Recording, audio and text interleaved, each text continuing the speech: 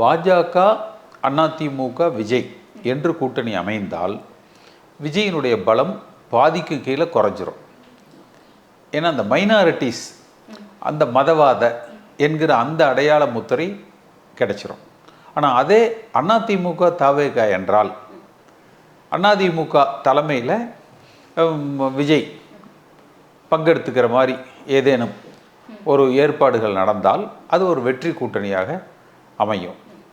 தினகரன் சொல்வது என்பது அவருக்கு அவருடைய அரசியல் எதிர்காலத்திற்கு ஒன்று விஜயோட கூட்டணி போகணும், அல்லது பாஜகவோட என்டிஏல போகணும், அல்லது திமுகவோட போகணும்.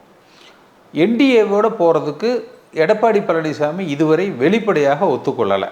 ஒருவேளை அவர் ஒத்துக்கொண்டால் நடக்கலாம். ஆனால் தினகரனை பொறுத்த வரைக்கும் எடப்பாடி பழனிசாமியை முதலமைச்சர் வேட்பாளர் என்றால் நாங்கள் ஏற்றுக்கொள்ள மாட்டோம் என்று சொல்லியிருக்காரு.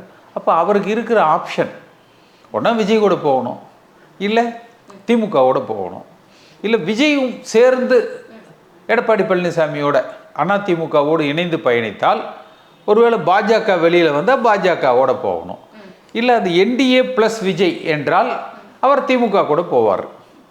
அதுதான் அவருடைய கணக்கு. இல்ல திமுக போக மாட்டோம் அப்படிங்கிறத உறுதிப்படுத்துறாரு. யூகங்கள் கேட்கும்போது நீங்க திமுக ஆதரவா இருக்கும், எதிர்பாராத கூட்டணிகள் வரும் அப்படின்னு சொல்றாரு. ஏன்னா என்டிஏ விட்டு வெளியில வந்ததுக்கு பிறகாக கண்டிப்பா இதெல்லாம் நம்ம தினகரன் சொல்றது ஒரு பெரிய பேசும் பொருளை எடுத்துக்கணுங்கிறது இல்லை. ஏன்னா 2017 பார்த்துட்டோம்.